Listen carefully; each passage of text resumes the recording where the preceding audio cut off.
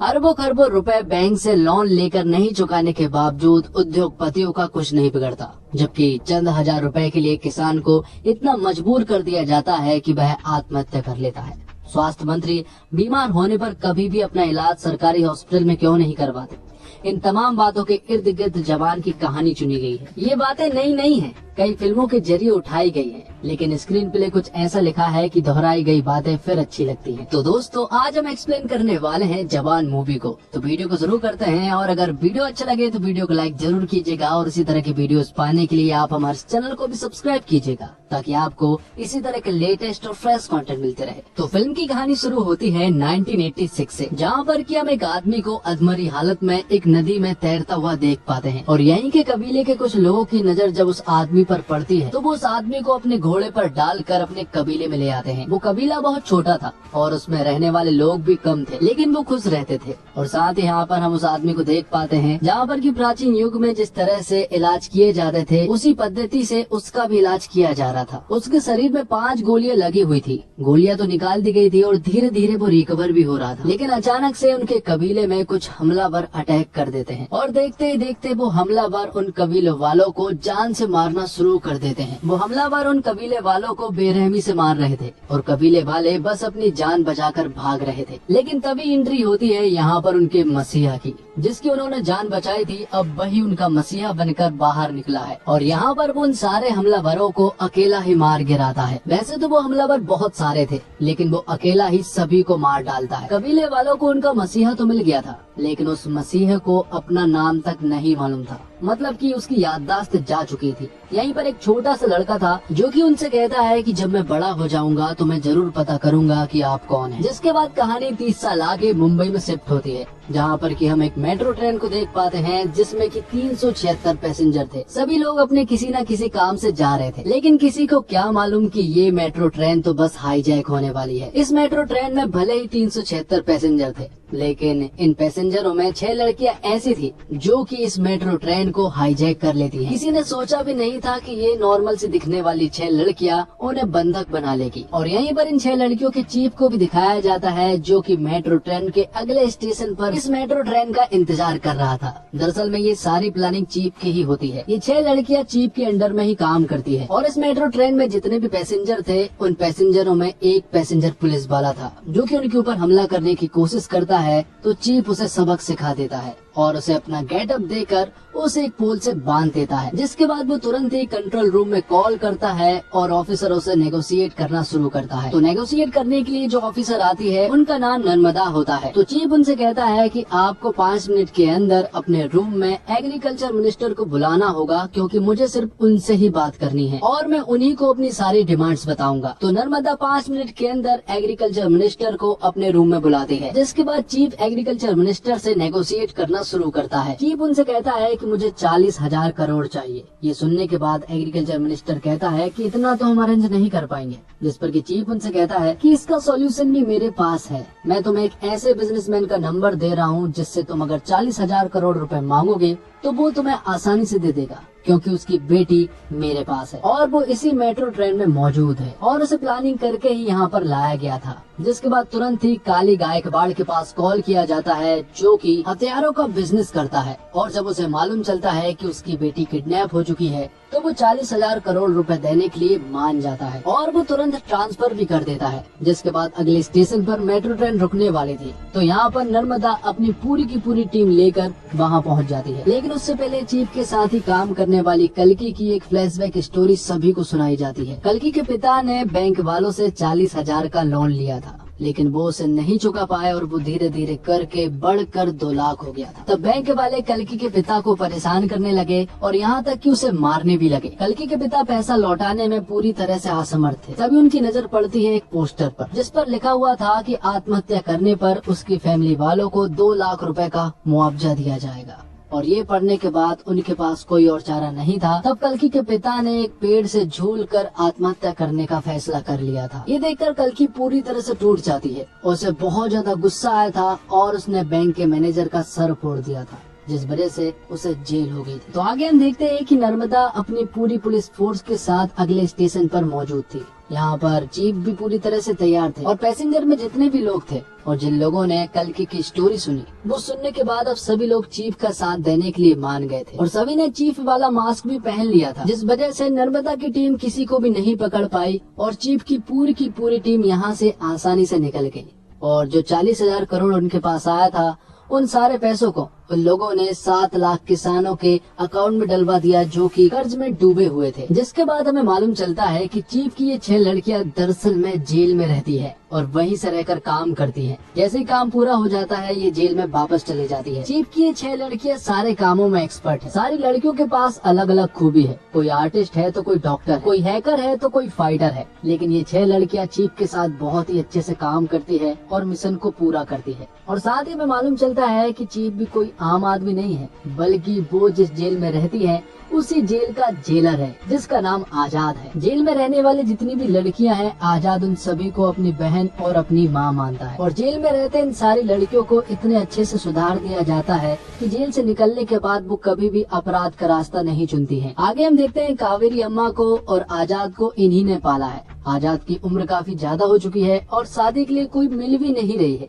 इसलिए वो एक लड़की को देखने के लिए चाहते हैं, लेकिन यहाँ पर वो लड़की तो नहीं आती है, लेकिन उस लड़की की लड़की आती है जिसका नाम सुजी होती है। वो कहती है कि मेरी माँ बहुत बिजी रहती है, इसलिए उनकी जगह पर उन्होंने मुझे भेजा है और वैसे भी मुझे भी लड़के को देखना बहुत जरूरी है, क्योंकि जिसे भी वो पसंद करेंगी वो मेरे पापा होंगे और मेरे पापा को मुझे भी सिलेक्ट करना होगा। तो इसी तरह से सुजी और आजाद के बीच बहुत सारी बातें होती है। दोनों एक दूसरे को खूब पसंद करने लगते हैं और आगे हमें मालूम चलता है कि दरअसल में सुजी जिसकी बेटी है वो कोई और नहीं बल्कि नर्मदा होती है और उन्हें देखकर आजाद पूरी तरह से शॉक्ड रह जाता है। लेकिन नर्मदा को भी यहाँ पर आजाद काफी अच्छा लगा था, क्योंकि सुजी को आजाद बहुत ज्यादा पसंद था, इसलिए यहाँ पर नर्मदा को भी आजाद पसंद आता है। धीरे धीरे करके आजाद और नर्मदा भी एक दूसरे को खूब पसंद करने लगते हैं। दोनों की एंगेजमेंट भी हो जाती है और फिर कुछ ही दिनों के बाद उनकी शादी भी होने वाली थी। जिसके बाद सीन शिफ्ट होता है और हम देख पाते हैं आजाद के एक दूसरे मिशन को, जहाँ पर की 6 लड़कियां उसके साथ थी और इस बार उनका टारगेट था health minister. Health minister speech दे रहा होता है कि अगर मुझे गोली भी लग जाएगी तब भी वो सरकारी हॉस्पिटल में ही जाएगा, क्योंकि उसने सरकारी हॉस्पिटल की कंडीशन कुछ इस प्रकार बनाकर रखी है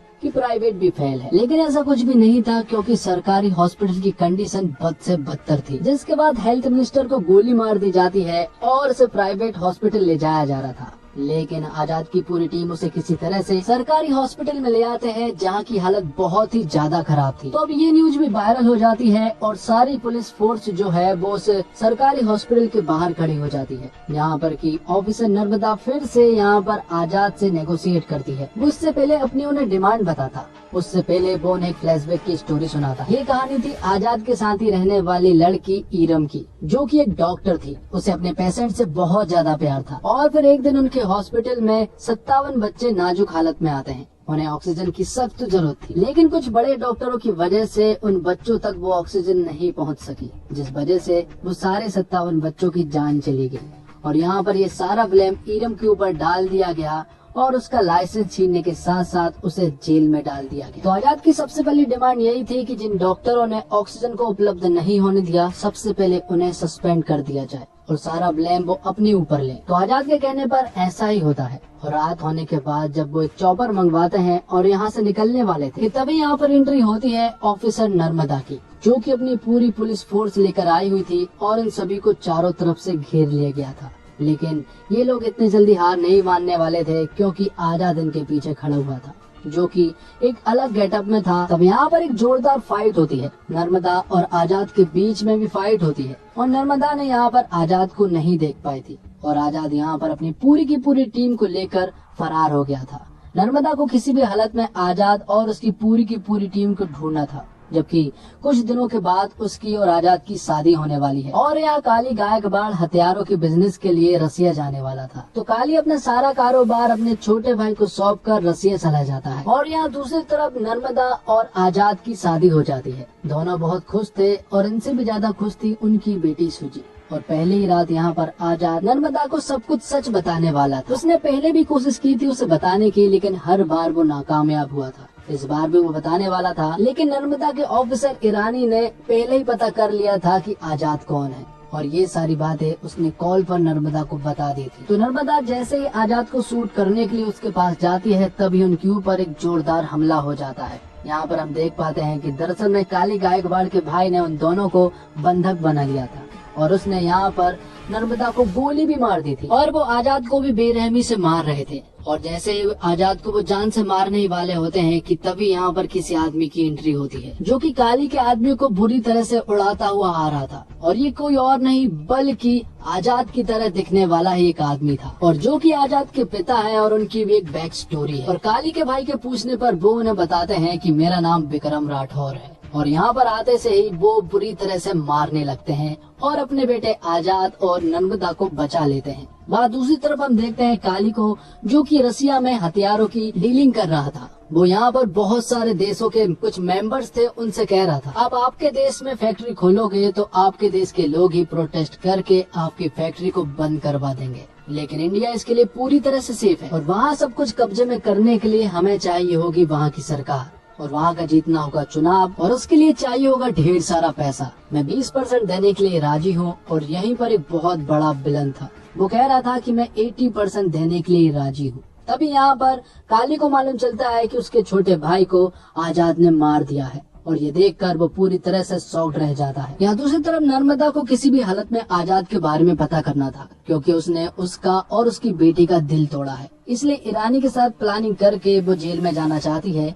और इन 6 लड़कियों के द्वारा आजाद के बारे में सब कुछ पता करना चाहती है। तो वो लोग ऐसा ही करते हैं, वो लोग नर्मदा को किसी तरह से जेल में पहुंचा देते हैं और उन 6 लड़कियों के द्वारा आजाद की स्टोरी पता करना शुरू करती है। तो वो लड़कियां कहती है कि तुम्हें आजाद को जानने से पहले विक्रम राठौर की स्टोरी को जानना जरूरी होगा। तब वो लोग विक्रम राठौर की स्टोरी को बताना शुरू करती है, और ये कहानी पहुंच जाती है 1986 में, जहाँ पर कि हमें विक्रम राठौर और उसकी पत्नी ऐश्वर्या को दिखाया जाता है, जो कि एक दूसरे से बहुत ज्यादा प्यार करते हैं। और यहाँ में मालूम चलता है कि विक्रम राठौर स्पेशल ऑप्स का एक सोल्जर है और उसे अर्जेंट यहाँ पर किसी काम से बुलाया गया है। उसे बताया जाता है कि बॉर्डर के उस पार 32 लोगों की एक टीम गई थी, लेकिन उन सारे लोगों को दुश्मनों ने मार गिराया है। हमने एक और टीम भेजी थी, लेकिन उनमें से आधे लोग मर गए हैं और आधे लोगों को उन्होंने बंधक बना लिया गया है। तो अब वो लोग स्पेशल ऑप्स के सोल्जरों की मदद लेना चाहते हैं और उन बंधकों को वहाँ से छुड़ाना चाहते हैं। तब यहाँ पर विक्रम राठौर की टीम पहुँच जाती है बॉर्डर के उस पार, जहाँ पर कि ये लोग सिर्फ 6 लोग थे और ये 6 ही काफी थे। वो वहाँ पहुँचने के बाद दुश्मनों से लड़ाई करना शुरू तो कर देते हैं, लेकिन बीच लड़ाई में इनकी बंदूक काम करना बंद कर देती है। और ऐसा भी नहीं था कि सिर्फ एक सोल्जर की बंदूक ने काम करना बंद कर दिया था, इन 6 सोल्जरों की बंदूक ने काम करना बंद कर दिया था। इसके बावजूद उन्होंने ये लड़ाई जीत ली थी और वहाँ के सारे बंधकों को बचा लिया था। तो आगे एक इंक्वायरी बैठती है, क्योंकि MI436 गन को काली गायकवाड़ आर्मी को देता है, और उसी की वजह से जो दल बॉर्डर के पार गया था उन सभी की गन ने भी काम करना बंद कर दिया था, और इसी वजह से वो सारे सोल्जर्स मारे गए थे। तो इस वजह से काली गायकवाड़ के साथ आर्मी ने काम करना बंद कर दिया था और उसकी सारी गन को सीज भी कर दिया गया था। लेकिन काली गायकवाड़ को ये बिल्कुल भी देखा नहीं गया, और जब विक्रम राठौर और उसकी पत्नी ऐश्वर्या घर पर अकेले थे तो काली गायकवाड़ अपनी पूरी टीम को लेकर उनके ऊपर हमला कर दिया, जिस वजह से उसने काली गायकवाड़ को तो एरोप्लेन में ले जाकर उसे 5 गोलियां मार कर पानी में गिरा दिया था। सभी ने सोचा था कि वो मर गया था, जिसके बाद काली गायकवाड़ ने ऐश्वर्या को भी किसी तरह से फंसा दिया था। विक्रम राठौड़ को देश का गद्दार घोषित करवा दिया था और ऐश्वर्या को उसके साथ देने के जुर्म में उसे भी, जिस वजह से ऐश्वर्या को फांसी दी जाने वाली थी। और जब उसे फांसी दी जा रही थी तभी अचानक से ऐश्वर्या बेहोश हो जाती है और मालूम चलता है कि ऐश्वर्या दरअसल में प्रेग्नेंट है। और रूल ये कहता है कि प्रेग्नेंट औरतों को फांसी नहीं दी जाती है, जब तक कि उसका बच्चा 5 साल का नहीं हो जाता तब तक उसे फांसी नहीं दी जा सकती। तो ऐश्वर्या के बच्चे की वजह से उसे 5 साल और मिल गए थे। उसका बेटा हुआ जिसका नाम आजाद रखा गया।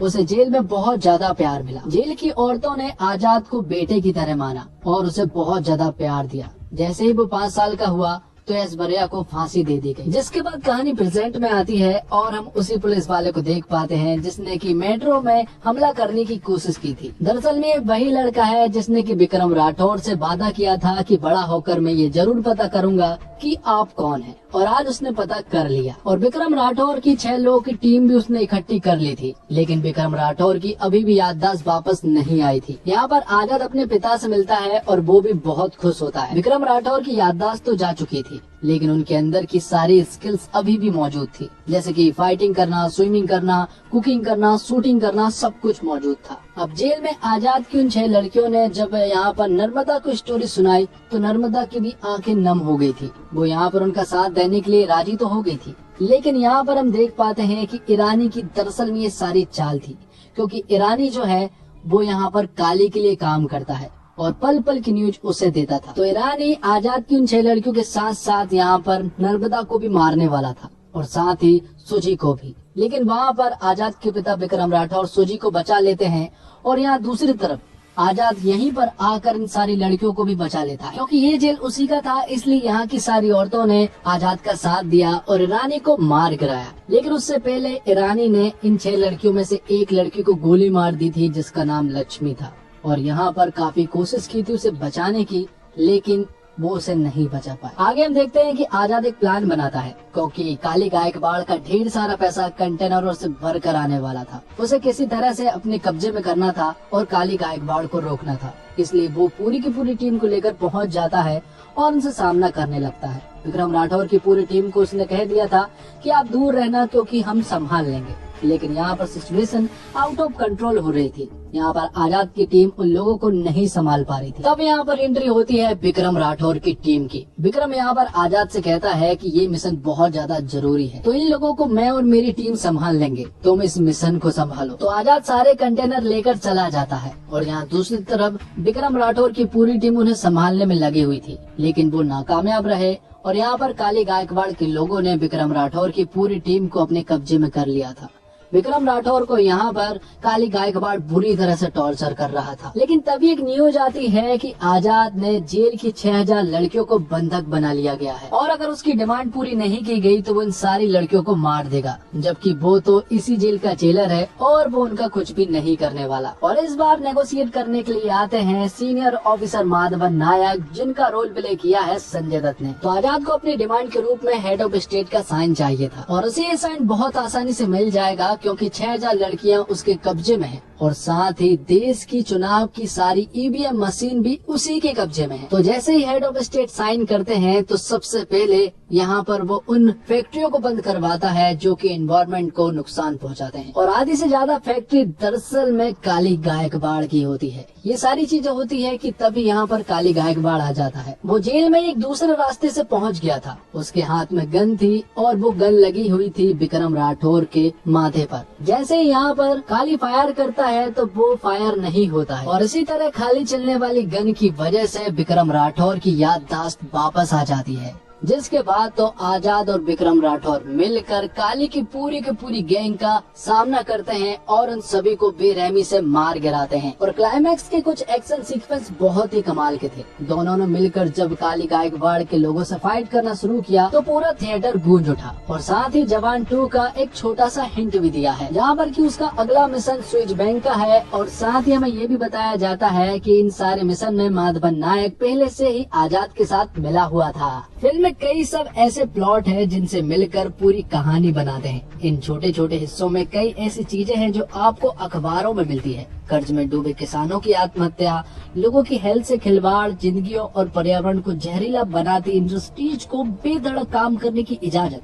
फिल्म की कहानी भ्रष्टाचार के उस लेवल को भी दिखाती है जहां खराब हथियार लिए सेना के जवान दुश्मनों के सामने जान गंवा देते हैं। नर्मदा के साथ साथ बाकी महिला किरदारों की कहानी उन्हें मजबूत दिखाने की बजाय उन्हें बहुत मजबूत बनाती है। और शाहरुख खान के किरदार को एटली ने अपने ट्रेडमार्क स्टाइल में स्क्रीन पर बहुत ग्रैंड प्रेजेंस दी है। अनिरुद्ध के जानदार म्यूजिक के साथ इन किरदारों को वो एलिवेशन मिलता है जो हीरो की रियलिटी से नहीं, सिनेमा स्क्रीन से भी बड़ा बना देता है। और शाहरुख खान के एक्शन सीन पूरी फिल्म में शुरू से अंत तक हर थोड़ी देर में आपको मिलते रहते हैं। फिल्म की शुरुआत में ही 10 मिनट का एक सीक्वेंस है जिसमें कहानी का हीरो ऐसे ट्रीट किया गया है जैसे कि वो सुपर हीरो हो, जबकि एक्शन करते हुए वो अपने फाइटर वाले स्किल्स जिस तरह से डेवलप करता है वो उसे सुपर ह्यूमन बनाते हैं।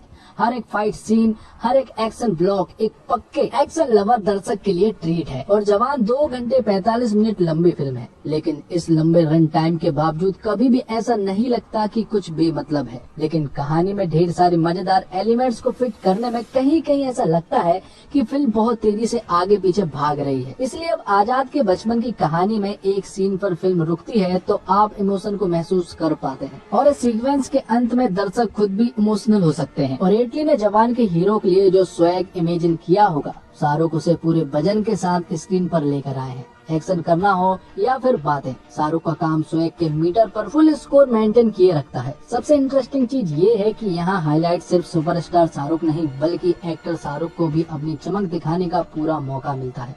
स्पेशल ऑफिसर के रोल में नयनतारा से परफेक्ट शायद कोई और लग ही नहीं सकता था।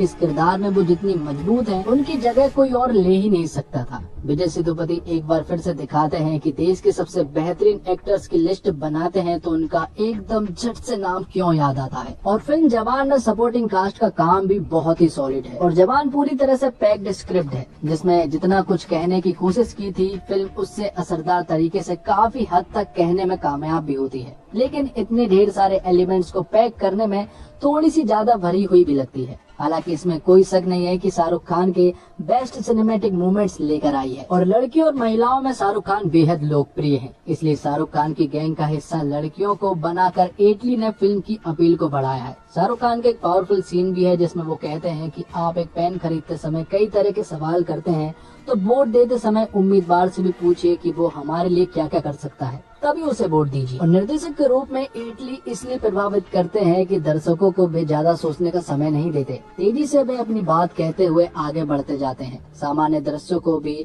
उन्होंने लार्जर स्केल दिखाया है, लेकिन ये सीन इतने इंटरेस्टिंग है कि एटली द्वारा जरूरत से ज्यादा सिनेमेटिक लिबर्टी लेने वाली बात पीछे छूट जाती है। और दक्षिण फिल्म मेकर मसाला फिल्म बनाने में क्यों आगे है, ये एटली के काम में नजर आता है। उन्होंने समय समय पर इमोशन पैदा किया है, ठीक जगह गाने रखे, और फिल्म एक्शन पर सवार है, लेकिन एटली मास मूवमेंट्स क्रिएट करने में भी सफल रहे हैं। और इंटरवल के बाद फिल्म का ग्राफ कुछ मिनटों के लिए नीचे आता है, लेकिन गाड़ी को पटरी पर आने में ज्यादा देर नहीं लगती। शाहरुख खान फुल फॉर्म में नजर आए हैं। उनके अलग अलग लुक्स, एटीट्यूड, डायलॉग डिलीवरी उनके स्टारडम को उभारते हैं। शाहरुख के सारे प्लस पॉइंट को निर्देशक एटली ने पेश किया है, और पूरी फिल्म में शाहरुख का दबदबा नजर आता है। नयनतारा बेहद खूबसूरत नजर आई है, और शाहरुख के साथ उनकी केमिस्ट्री अच्छी लगती है। उनके किरदार के तीखे तेवर नयनतारा के अभिनय में नजर आते हैं, और एक्शन सीन्स भी उन्होंने काफी सफाई के साथ किया है। और बात करें विजय सेतुपति की, तो विजय सेतुपति विलन के रूप में अपनी छाप छोड़ते हैं। वे प्यारे विलन है, लेकिन अपनी एक्टिंग के जरिए किरदार को वो इस तरह से पेश करते हैं कि दर्शक उन पर कोई रहम नहीं करना चाहते। उनकी डायलॉग डिलीवरी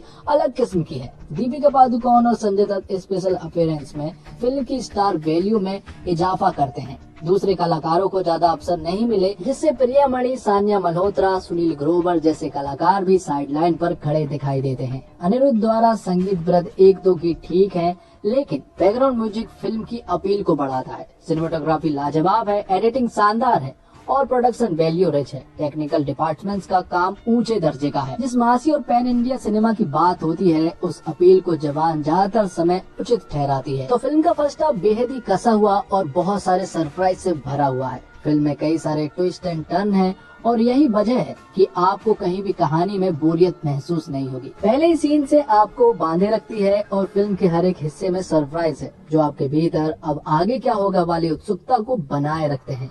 फिल्म सिर्फ एक कहानी में नहीं चलती, बल्कि छोटे छोटे हिस्से में कई कहानियां हैं। एक सवाल जो फिल्म की रिलीज से पहले सामने आया था कि कई सारे कलाकारों को आप कब देखेंगे और कब मिस कर देंगे, ये पता ही नहीं चल पाएगा, क्योंकि इस फिल्म में बहुत सारे एक्टर्स हैं। लेकिन जवान में इन एक्टर्स के साथ ही दीपिका पादुकोण और संजय दत्त जैसे सरप्राइज फैक्टर भी हैं, और सभी को पर्दे पर देखने में मजा आता है। अगर आप पठान में शाहरुख का एक्शन देखकर खुश हुए हैं, तो बता दूं, वो तो सिर्फ टीजर था। पिक्चर अभी बाकी है मेरे दोस्त, और वो पिक्चर आपको जवान में दिखेगी। फिल्म के एक्शन सीक्वेंस बेहतरीन है, वही बैकग्राउंड म्यूजिक के एटली मास्टर हैं। उन्हें अच्छे से पता है कि यही वो सबसे अहम चीज है जो सिनेमा हॉल में बैठे दर्शक के मूड को बना और बिगाड़ सकती है। निर्देशक एटली मासी एंटरटेनर फिल्मों के बादशाह हैं, और उन्होंने जवान में वही बादशाह दिखाई है। फिल्म का एक्शन हो या फिर उसकी कहानी और इमोशनल सीन को दर्शाने का तरीका, साउथ की फिल्म का अपना एक रॉ एंड रस्टिक स्टाइल है जो उत्तर भारत के दर्शकों को खूब पसंद आ रहा है। जवान में वही अंदाज देखने को मिलता है। और निर्देशन की बात करें तो इटली की यह फिल्म हर तरह से मसालेदार है, मगर निर्देशक ने उसमें 30 साल का लिप लेकर उसे आज के दौर के मुद्दे से जोड़ा है। किसानों की दुर्दशा और आत्महत्या का मुद्दा हो या फिर सरकारी अस्पतालों की बदहाली, आम आदमी सिस्टम के कुचक्र में कैसे फंसता है, इसे इटली ने एक्शन इमोशन के साथ परोसा है। फिल्म में 2 कहानियां समांतर ढंग से चलती है, जिसमें शाहरुख खान नयनतारा वर्तमान में और शाहरुख दीपिका अतीत में। हालांकि इटली की फिल्म में कई टर्न और ट्विस्ट है, इंटरवल का पॉइंट भी दिलचस्प है, मगर कई जगह पर निर्देशक सिनेमेटिक लिबर्टी लेने से नहीं चूके। कहीं कहीं पर फिल्म मेलोड्रामिक भी होती है, मगर किरदार उसे निभा ले जाते हैं। किसान का बेबस होकर फांसी लगाने का दृश्य हृदय विदारक है। रोंगटे खड़े कर देने वाले दृश्य में देश दुनिया से एक साथ आए 6 एक्शन निर्देशकों का जलवा साफ मालूम पड़ता है। और इटली द्वारा लिखित पटकथा आकर्षक और मनोरंजक है। हाँ, फिल्म का रन टाइम लंबा 2 घंटा 45 मिनट है। बेटे को हाथ लगाने से पहले बाप से बात कर मच्छर मारने की 5 घंटे चलने वाली कॉइल के बारे में आप इतनी पूछताछ करते हैं, मगर 5 साल चलने वाली सरकार से कोई नहीं पूछताछ करता। जैसे सुमित अरोड़ा के लिखे संवाद सीटी मार साबित होते हैं। और प्री क्लाइमेक्स जनता को सही सरकार चुनने के संदेश के साथ आगे बढ़ता है और क्लाइमेक्स गाने के साथ। और अंत में सीक्वल का इशारा भी मिलता है। संगीत की बात की जाए तो जिंदा बंदा चलिया जैसे गाने भी चार्ट बस्टर हो चुके हैं। और एडवांस बुकिंग की सुनामी ही नहीं, बल्कि ऑडियंस के रिएक्शन भी बता रहे हैं कि ये हर तरह से शाहरुख खान की फिल्म है। पिता पुत्र के डबल रोल में से एसआर की पूरी फिल्म में छाए हुए हैं। शाहरुख खान एक समर्थक अभिनेता तो है ही, मगर इस बार उनके लुक्स, कॉस्ट्यूम और बॉडी लैंग्वेज के भी कई अंदाज है जिन्हें वे कमाल ढंग से निभाते हैं और दर्शकों को मंत्रमुग्ध करते चले जाते हैं। एक्शन दृश्यों में उनकी फ्लेक्सिबिलिटी देखने योग्य है। हाईजैक वाला उनका बोल्ड लुक और पाउडर झाड़ने वाला उनका स्टाइल पहले से ही चर्चा का विषय बना हुआ है। शिकार के साथ उनका भूरे बाल वाला ओल्डर वर्जन बहुत वजनदार है। और जवान को अगर किंग खान का अब तक का सबसे बेस्ट अवतार कहा जाए तो गलत नहीं होगा। और एक्शन हीरोइन के रूप में नयनतारा पूरी चपलता और स्वैग के साथ प्रस्तुत होती है। हालांकि शाहरुख संग केमिस्ट्री के मामले में दीपिका पादुकोण बाजी मार ले जाती है। विलन काली के रूप में विजय सेतुपति जितने निर्मम और खूंखार नजर आते हैं, उतने ही फनी भी लगते हैं। वे लगातार विलन और हीरो की लड़ाई को जारी रखते हैं। और स्पेशल अपीयरेंस में ऐश्वर्या की भूमिका में दीपिका पादुकोण फिल्म में 4 चांद लगा देती है। वहीं सान्या मल्होत्रा और प्रियामणि अपनी छोटी छोटी भूमिकाओं में भी छाप छोड़ने में कामयाब रहती है। एजाज खान, सुनील ग्रोवर, रिद्धि डोंगरा जमे हैं। गर्ल गैंग के रूप में सपोर्टिंग कास्ट भी अच्छा है। और शाहरुख खान ने इस साल की शुरुआत पठान से ऐसे की कि बॉक्स ऑफिस पर तबाही मचा दी। लगभग आधा साल बीत जाने के बाद शाहरुख अब जवान बनकर लौटे हैं। पठान की सफलता पर कई लोगों ने कहा कि स्टार पावर चल रहा है, लेकिन कहते हैं ना काट की हांडी बार बार नहीं जलती। और बेहद इंटेलिजेंट एक्टर माने जाने वाले शाहरुख ने जवान के जरिए ये साबित कर दिया कि उन्हें मास एंटरटेनर चुनना आता है। अपनी इस साल की दूसरी रिलीज के जरिए शाहरुख एक ऐसी फिल्म लेकर आए हैं जो सही मायने में जनता की मसाला एंटरटेनर है। शाहरुख खान, नयनतारा और विजय सेतुपति स्टारर इस फिल्म के जरिए साउथ की निर्देशक इटली ने एक बढ़िया फिल्म सामने परोसी है, जिसमें सब कुछ सिर्फ शाहरुख खान के कंधों पर नहीं बल्कि फिल्म का करिश्मा भी आपको खूब देखने को मिलेगा। तो दोस्तों, इसी के साथ ये फिल्म यहीं पर खत्म होती है और ये एक्सप्लेनेशन भी यहीं पर खत्म होता है। उम्मीद करता हूँ आपको वीडियो पसंद आई होगी। वीडियो पसंद आई हो तो वीडियो को लाइक जरूर कीजिएगा और इसी तरह के वीडियोस पाने के लिए आप हमारे इस चैनल को सब्सक्राइब कीजिएगा, ताकि आपको इसी तरह के लेटेस्ट और फ्रेश कंटेंट मिलते रहे। मिलते हैं एक और अगली वीडियो के साथ, तब तक के लिए आप हमारे इस चैनल के साथ बने रहिए। धन्यवाद। जय हिंद, जय भारत, जय श्री राम।